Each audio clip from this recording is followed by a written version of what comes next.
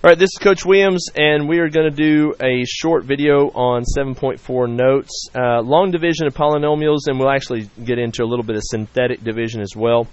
Long division, I did this with the other class, and when we read all of this right here, which we're going to do in just a minute because I feel like I should, this is all going to sound just like this.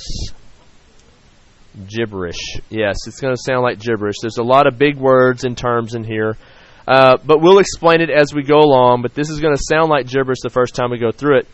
And so, really, this is going to be a lesson where we kind of learn by doing, and I think it's going to be pretty simple. Long division and synthetic division both are just basically the same method or process over and over and over again. And it's really nice and it's really cool. It's a really cool tool to have in your tool belt or tool bag whenever you're doing long division, because it doesn't matter how big the problem may be. When you can apply long division steps, you can solve any polynomial division problem just about, and it's pretty cool to impress your friends with, hopefully, too, and your teachers. All right, so let's read a little bit. Write the dividend and divisor in standard form, and when we say that, let's go down here and look for a second. This would be my dividend and divisors. If I have these polynomials, I need to make sure these are written into standard form before I begin. So that's the first step that you need to make sure of. Again, that may sound like gibberish, but once we kind of explain it, it should make sense there. Insert placeholders with zero coefficients for missing powers of the variable. Let's say that we had a 3x cubed, 2x squared, and we had a plus 1. What are we missing in this polynomial if we're doing this in standard form? Is there a missing power in this group? Does anybody see that there's a missing power in this group? Yeah, the regular x term is missing. So if we're going to write this and set this up for long division, we have to put a 0 as a placeholder for the missing power. So I would rewrite this as 3x cubed plus 2x squared plus 0 plus 1. That way that 0 takes the place of a missing x term that we can missing x term. Okay, so that's what that second step is referring to.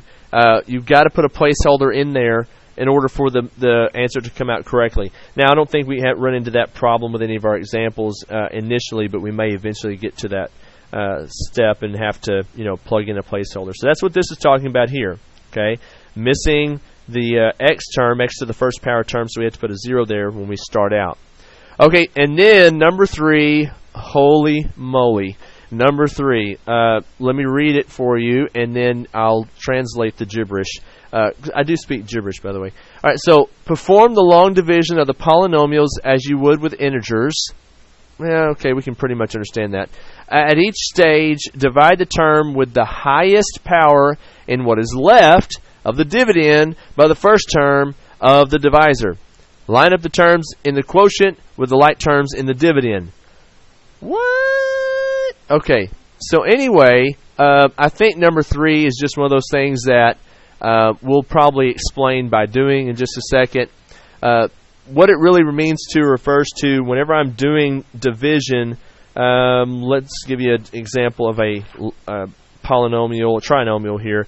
If I've got a trinomial right here and they're dividing by this one, I want to refer to these first terms when I start my long division, and you'll understand that in a minute. And then as I am multiplying this by whatever factor needs to be used to get to this 2x squared, then I just make sure I line up my like terms underneath so that I can subtract those terms that are alike. And then we'll get to that again, like I said, in just a few minutes and explain it in more detail. Lastly, number 4, continue until the degree of the remainder is less than the degree of the divisor. So we definitely have to make sure that our remainder is less degree-wise than what our divisor is. And if our divisor is a 3x, like this one right here, then our remainder can't be an x term. It has to be a constant, or integer term. So it has to be one less degree, whatever it is. Okay, again, a little bit of gibberish. Hopefully we'll decipher the gibberish as we do some examples. And just as a refresher for long division, if we've got a number that is 2,387 and we're dividing that number by 7, this is what we're talking about, long division again. We look at 7, and obviously in this case we look at the 7. Does it go into the first term in 2,387? No. So then we go to the next one and we say, okay, well now let's add the 3, this place to it, which is more like the tens place now. Remember, kind of going backwards here. So does 7 go into 23? And yes, it does 3 times, and then that makes 21. So we bring this 21 down and we subtract it from 23, and we see what remainder we have. Well, it gives us a 2. So then we bring down our 8, and then we see how many times 7 goes into 28, and that is 4. And so 7 times 4 is 28. That gives me a 0. I bring my 7 down, and 7 goes into 7 one time. This is nice and even. There's no remainders, and my answer is 341. So 7 times 341 will give me 2,387. And that's pretty simple. Just a quick refresher there. And we'll be able to do our polynomials in much the same way that we do this right here. And like I said, once you get the hang of the steps, it's pretty cool. Pretty impressive because you can do a huge polynomial, and although it looks scary, you can get through to the answer, and it's pretty impressive. So okay, here we go. We're going to start with an easy one. As an example for number 1 here, we're just going to divide by an integer 8 here. So we've got 48x minus 16 divided by 8. Now we could obviously just divide both terms by 8 and get our answer. That's one way, but if we're going to do this using long division, we need to set up 48x minus 16, and we're going to divide that by 8. Okay, that's not a square root symbol, just a little line extended there. So this is divided by 8. So what do we multiply times 8 to get to 48x?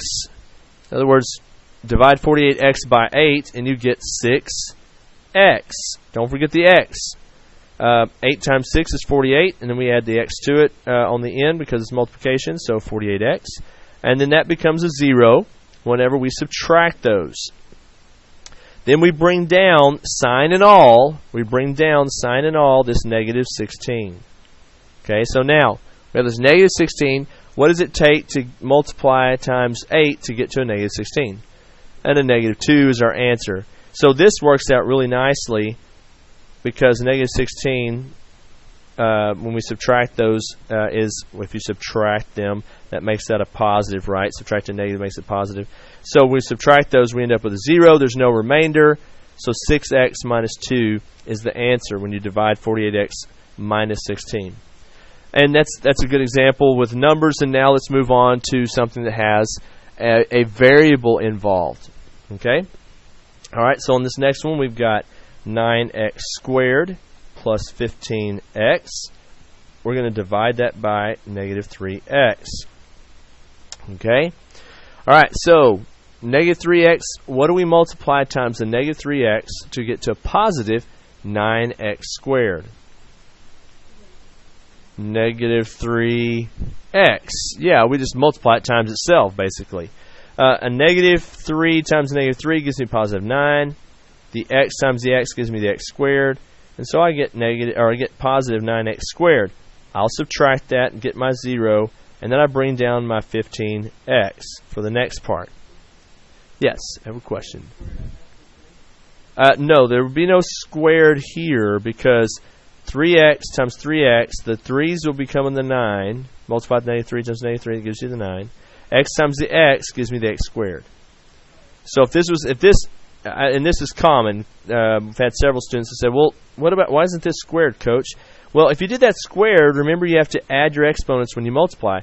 So if I have a 3x to the first power times 3x squared, well, that actually is a 3x to the third power. Because you have 3 x's times each other. In this case, it's just 3x.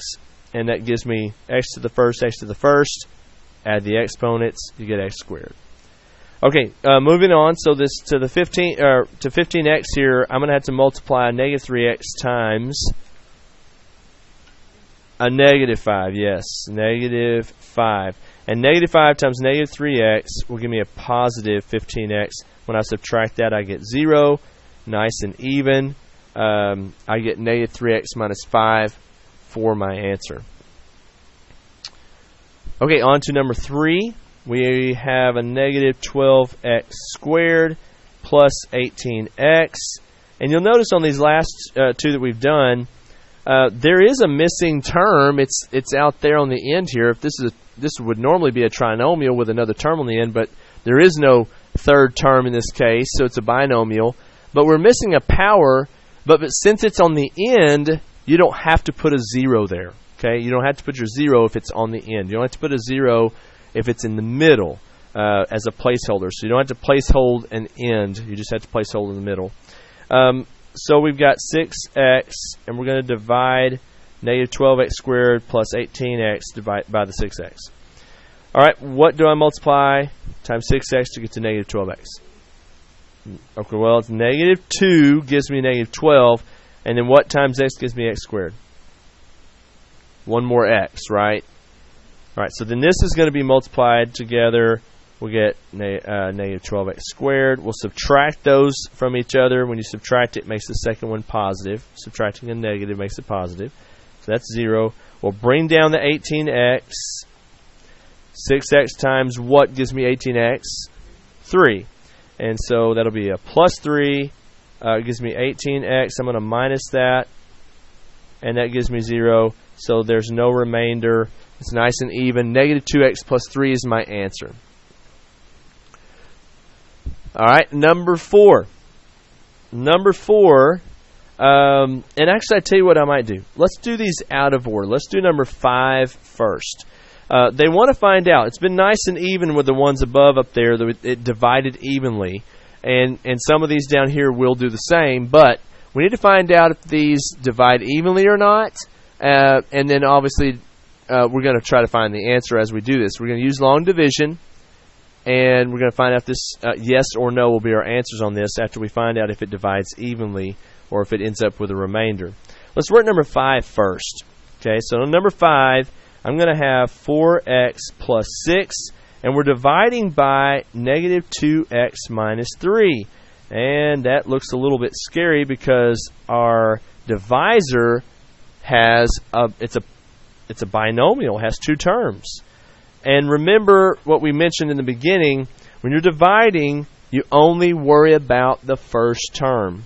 Okay, so the first term is the important term here. And you don't worry about the second term. It'll kind of take care of itself as you move along.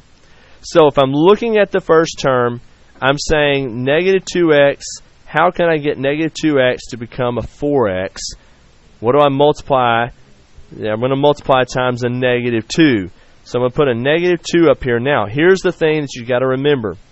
This is the divisor. If I have a negative 2 times the negative 2x, I've got to multiply negative 2 times the negative 3 as well. It has to be distributed. So, when I distribute, I'm going to write this in here. I'm going to multiply times that. I'm going to multiply times that. And that gives me my answer down here. For negative 2 times this whole thing gives me 4x. And then negative 2 times negative 3 gives me 6. And when I subtract, again, I'm subtracting this whole expression. So that means I subtract the 4x from 4x. I subtract the 6 from the 6. I get 0 and 0. So there is no remainder on this one. This one divides evenly. It's a yes. My answer is just simply negative 2. Okay, now that's kind of the process, and I wanted to do this one first because it comes out as a nice even remainder of 0. You know, it divides evenly, so there's no remainder. But just to kind of introduce you to multiplying when we have this divisor with that's a binomial. And it doesn't matter how big this ends up being. Whatever the first term, whatever it takes to get the first term into this first term, you just multiply that factor times the whole polynomial that's there. Let's go back to number 4 now. So number 4, I'm going to have 8x minus 3, and I'm dividing that by x plus 1. Okay? X plus 1. So this one, I'll give you a spoiler alert here. This one's not going to divide evenly, And so it's going to have a remainder on it, and I'm going to show you how to handle the remainder. Okay? So, first thing I need to find out is what does it take to multiply times x to get to 8x, and that's pretty easy. Just multiply it times 8. So I'm going to have an 8 here. But again, remember, this is a binomial, so the 8 has to be multiplied times the x, and the 8 has to be multiplied times the 1. So let's do that. 8x is the first thing. 8 times 1 will be the second one. Now that's positive, but remember, we're also subtracting this whole thing. So it changes this to a negative, it changes the 8 to a negative, okay, and now the parentheses would go away once I've applied that negative sign to everything inside. Okay, so now 8x minus 8x is 0. Negative 3 minus 8 is a negative 11. This is my remainder. Okay, that's my remainder. Maybe I should just circle that so we don't get confused. I'm squaring all the answers, so let's circle that one. That's my remainder. And anytime you have a remainder, the way you write it, this is negative, so I'm going to subtract. You write the remainder over the divisor. Which one is the divisor again? X plus 1. So this is going to be x plus 1.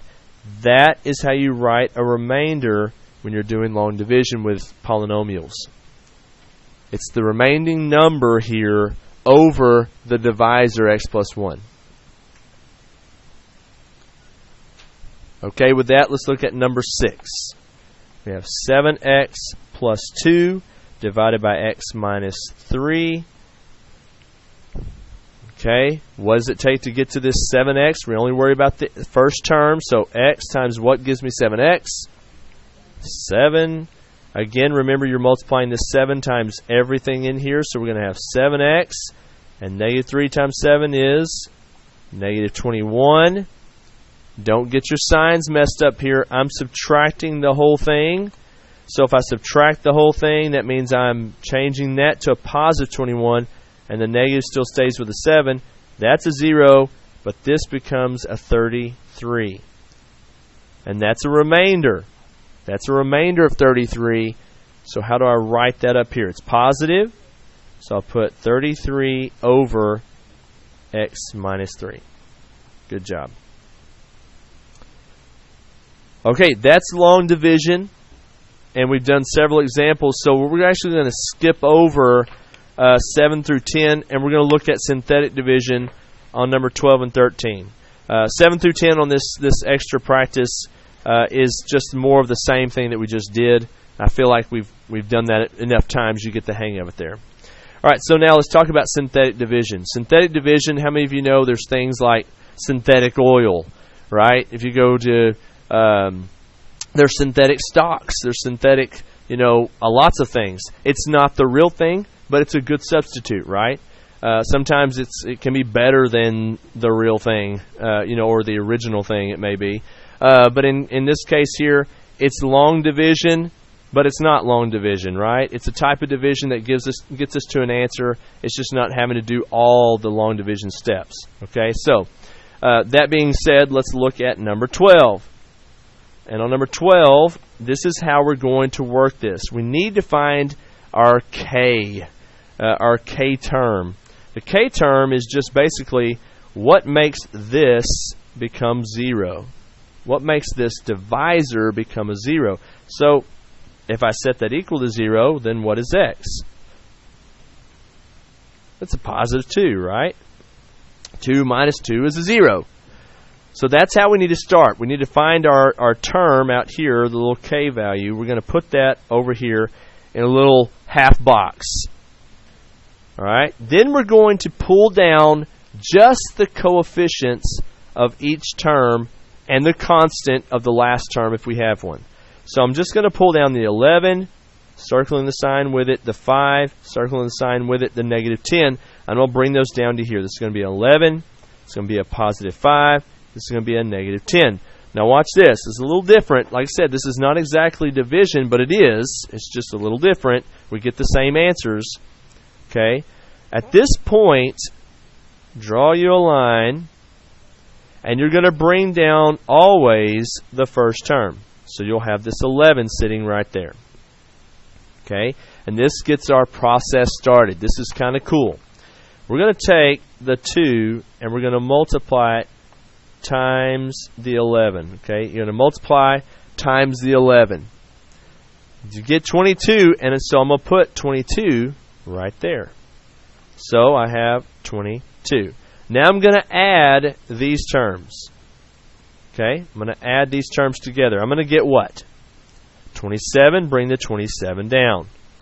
Then I'm going to take the 2 and I'm going to multiply it times the 27, and I'm going to put it right there underneath the 10. So 2 times 27 is 54. And then I'll add these terms. Okay? Your last term is going to be your remainder. So in this case, this is going to be a negative 10 and a 54. Well, negative 10 and 54 is what? Yeah, it's a 44. So 44 is our remainder sitting out there, and that's what you're going to have to put over the divisor. Now, don't get confused here. The divisor is not 2. The divisor is still x minus 2. So my answer, and again, remembering this, that I'm going to be 1 degree less than my dividend. So 11, not x squared, but 1 less, it's going to be x, plus 27, and not 27x, but 1 less, so it's just 27. And then I'm going to add my remainder of 44 over the dividend, or the divisor, which is x minus 2. And yes, it may seem long on this first one because we explained it as we went along, but this is actually a very quick method to dividing once you get the hang of it. Okay, and we'll do number 13 a little faster paced, so that you see what we're going to do. First, I'm going to take and find my k. What is my factor that I'm going to use over here? What's going to make this be a 0? A positive 5, right? Because 5 minus 5 would be 0, so I'll put a 5 out here.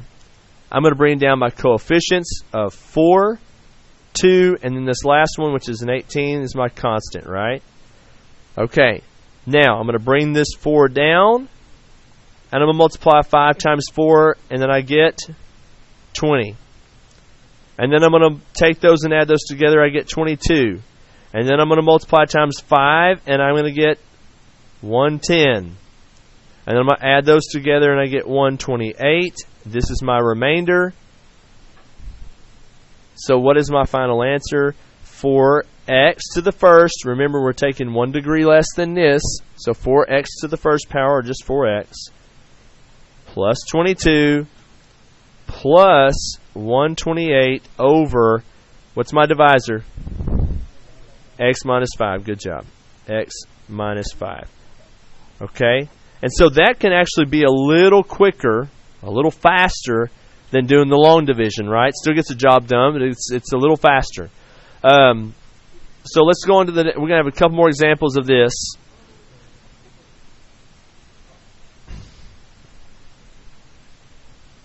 Number 14, let's look at that. We're going to have another example of the synthetic division here.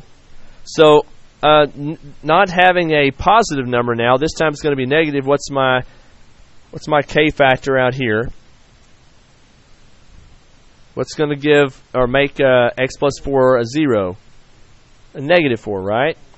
Negative 4. Negative 4 plus 4 will give me a 0. So I've got a negative 4 for this factor. I'm going to bring down a negative 2. I'm going to bring down a negative 7. And I'm going to bring down a 12. Okay, remember you bring down the sign with the term. Okay, so we're bringing those down into our locations. And these are still in order. We're still in order here. We're going to notice on 15. We're going to have to change some order in a minute, but these are still in order, so we're in good shape. We're going to bring down our negative 2 to start our process. Negative 4 times negative 2 is a positive 8. And then we add these together. We get a positive 1. And then negative 4 times 1 is negative 4 times 1 is a negative 4. Okay, then we're going to add those together, and then we're going to get 8. Is that correct? Okay. And then we're going to have, this is our remainder. And so we're going to have negative 2x plus 1 plus 8 over what?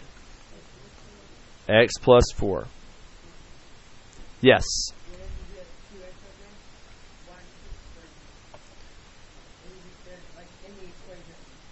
Right here? Okay, when we go back and write the last part of the answer here, which is just basically the factor, right? We're taking x plus 4 times this, and this gives us this answer is what we're saying. So x plus 4 times this will give us this polynomial. Remember what we talked about before. This has to be 1 degree less, because when I multiply x times negative 2x, that gives me a negative 2x squared. So this answer will always have to be 1 degree less than the dividend. Okay, and that's what was asked there. Why did this one have 1 degree less than here? Because these are factors, and when you multiply these together, now you're adding the exponents together to get to this negative 2x squared. All right, number 15. The first step on number 15 is that we're going to have to get this into order. Because we can't do this with x as the first term. X squared is a higher degree. So let's rewrite this. What would be our standard form for number 15? 3x squared. Then what? Plus x minus 9. Okay, so now we're good. That's what we need right there, so we can take the coefficients in the correct order.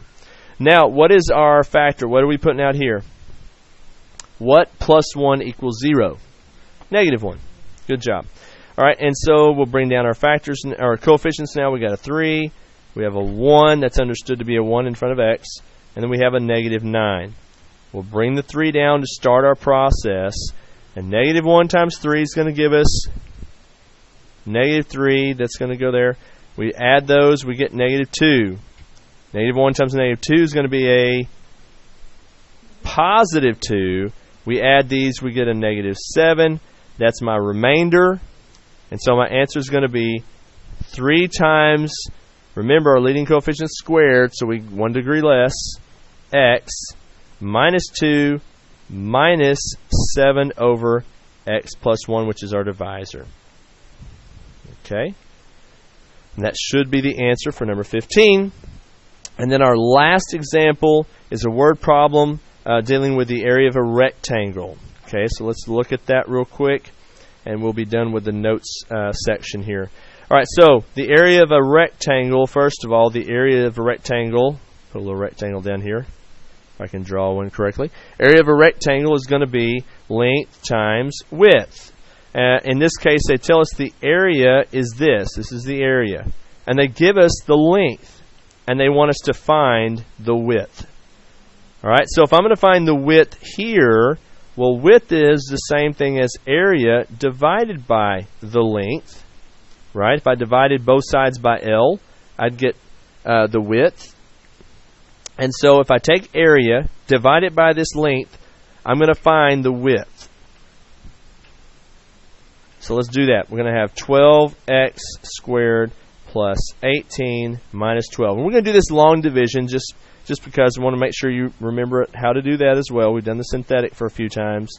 Let's go back and do another long division problem. And if I've got 6x minus 3, remember I'm looking at the first term, and I'm trying to see what it takes to get to a 12x squared from a 6x. We know that from 6 to 12, I'm going to need a 2.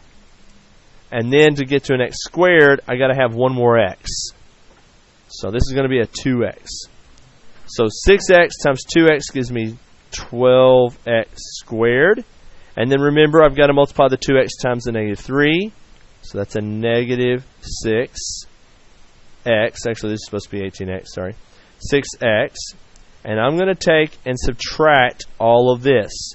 Now remember, if I'm subtracting, watch this. This is the whole thing. I'm subtracting that whole thing.